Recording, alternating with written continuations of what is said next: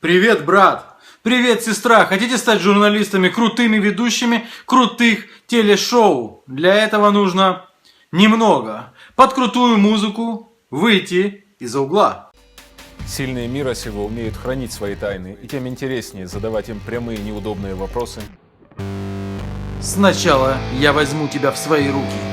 Они будут пытаться уклоняться от ответов, но я постараюсь докопаться до самой сути. Потом я сорву с тебя кожу. Эти люди придут ко мне, к Дмитрию Гордону на 112 Украина, и расскажут о том, о чем принято молчать. Потом я раздавлю тебя своими вопросами. Что волнует общество и меня, и меня. Вы увидите их другими, и я тоже буду другой. Потом разорву на два куска и съем. Это видео увидело свет благодаря моей коллеге, несравненной Ольге Бондаренко, и ваши ей аплодисменты. Но я всегда выполняю то, что я обещаю. Как и Дмитрий Гордон, я уверен, выполняет то, что обещает он. Дмитрий Гордон, известнейший комментатор, известнейший политический аналитик, известнейший журналист, теперь ведет шоу на 112 канале. Мы уже видели 3 или даже 4 выпуска. Я всегда делаю то, что обещал.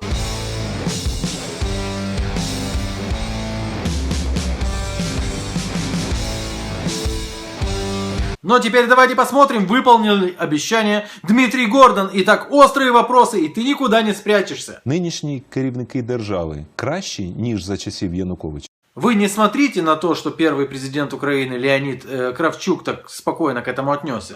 Внутри у него все разорвалось. Какой сложный, трудный, каверзный вопрос. Ви не шкодуєте про те, що віддали? Може, не треба було віддавати? Ви знаєте, Это такой трудный, острый, немного даже хамовитый вопрос по поводу ядерного оружия, которое Кравчук отдал.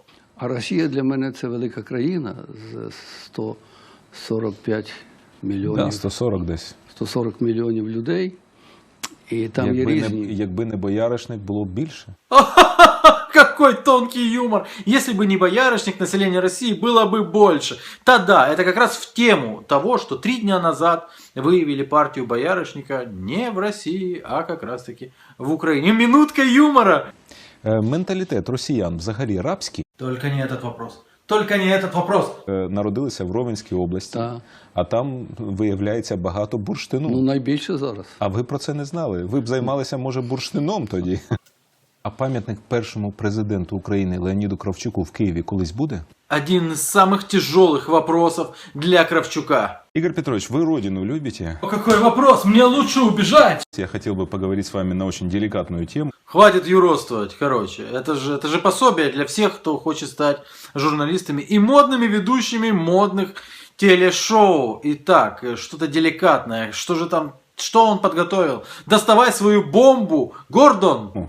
Я убежден, что главная беда наша внутренняя – это огромное засилье российской агентуры в органах власти. Подкосились ноги у гостя, и теперь он даже не знает, что ответить. Да, я пошутил, он, конечно, взял и ответил.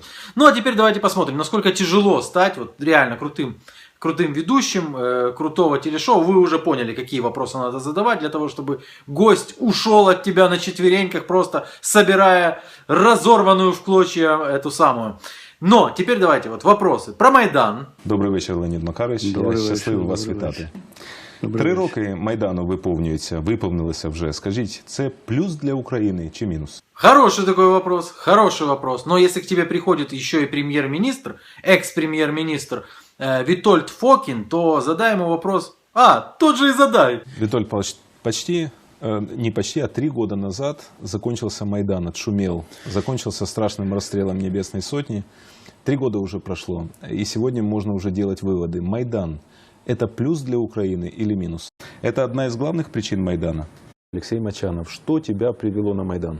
Следующий вопрос, который у тебя должен быть записан на бумажечке или, в принципе, можно заучить. Если ты всем гостям задаешь 4 одинаковых вопроса, то просто заучи, это просто, это реально просто. Про зека Януковича.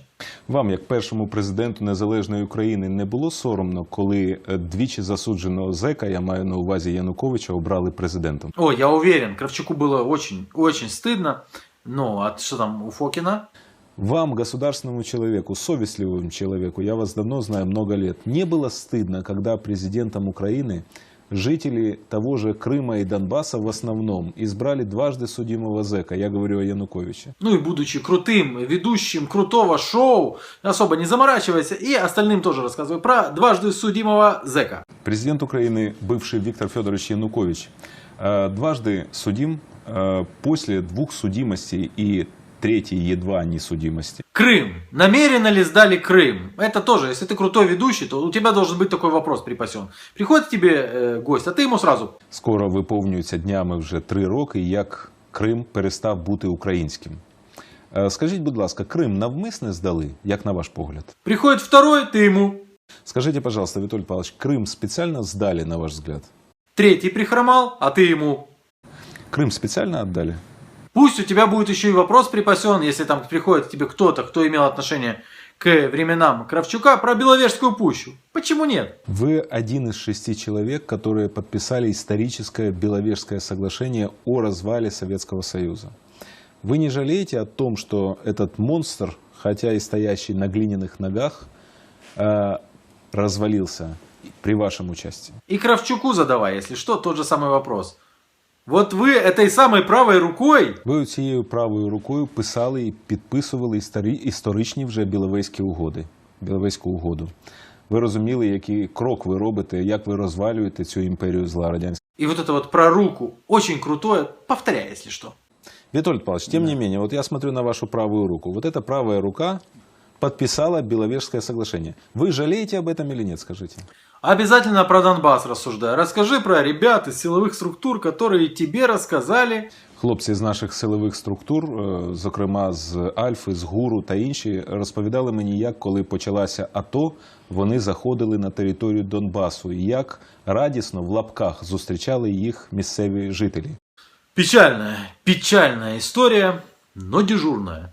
Мне ребята из силовых структур, из Альфы и из ГРУ, которые зашли первые во время АТО, плохое определение АТО, но тем не менее, на Донбасс, рассказывали, как враждебно принимало их местное население. Никогда не повторяйся. Жителі Донбасу і справді ненавидять так Україну і все українське. День сурка. Скажите, пожалуйста, жители Донбасса, Украину и все украинское действительно ненавидят или это не так? Но главное, у тебя должна быть история какая-то такая бриллиантовая. Бриллиантовая история, ты должен доставать и все так, о, какая крутая история. Про Олеся Гончара. Есть такая история у крутого журналиста. Ви пам'ятаєте, напевне, ви працювали з ним, коли були в ідеологічному відділі ЦК Компартії України Олеся Гончара, классика украинской литературы. Вы наверняка помните Олеся Гончара, ви його лично знали, конечно же, класик української літератури. На початку 90-х років Олесь Гончар в своєму щоденнику написав: «Донбас – це ракова пухлина, то відріжте його, киньте в пельку імперії, хай подавиться, бо метастази задушать всю Україну». В своєму дневнике в начале 90-х он написал, цитирую: «Донбас – це ракова пухлина, то відріжте його, киньте в пельку імперії, хай подавиться, бо метастази задушать всю Україну». Он с этой пухлиной просто, он везде и всегда ее повторяет. Это очень легко проверить. Дмитрий Гордон. Про Донбасс. Так, ну, классик украинской литературы. Еще в 93-м году, дай бог памяти, Дмитрий Гордон. Опять Донбасс. Пухлина. Олесь Гончар, классик украинской литературы, когда-то написал: «Донбас – це ракова пухлина». Когда-то Олесь Гончар, классик української літератури, написав в своїх щоденниках наступне: «Донбас – це ракова пухлина». Ты уже соображаешь, мой уважаемый зритель, как просто стать ведущим, крутым ведущим крутых шоу? Если еще не понял, то продолжим. Може визнати Донбас тимчасово окупованою територією і відокремитись від нього муром? Может признать Донбасс временно оккупированной территорией, отгородиться от нее каменной стеной? Донбас, такий ворожнечий Донбас до України і до всього українського, Україні потрібний взагалі? Хорошо, Донбас Україні нужен? Мой дорогой зритель, ты видишь, как это просто. Ты видишь, как это... В принципе, вместо Дмитрия Гордона можно было посадить специальную машинку. Забрасываешь 50 евроцентов, и она начинает задавать вопросы. Все, а тот, кто пришел, он начинает отвечать. Зачем платить больше? Крым и Донбасс, на ваш взгляд, вернутся? Крым – закрытый вопрос, а Донбас удастся возвратить, на твой взгляд? Як ви ставитеся до Надії Савченко і до того, що вона пропонує? Надежда Савченко работает на ФСБ России сегодня? Конечно же, про Путина. Что вы думаете про Путина? Президент России Владимир Путин – ваш коллега. Как бы вы могли его охарактеризовать? Як він закінчить, на вашу думку? Вот как Путин закончит, по-вашему?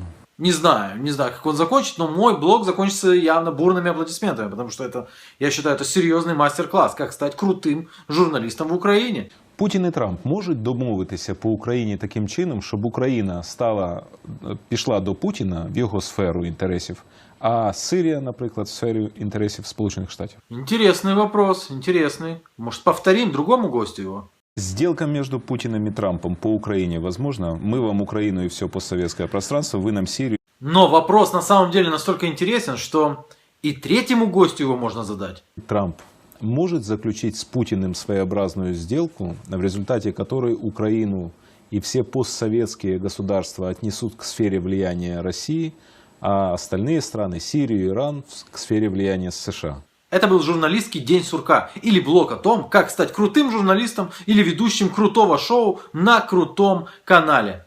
Пока!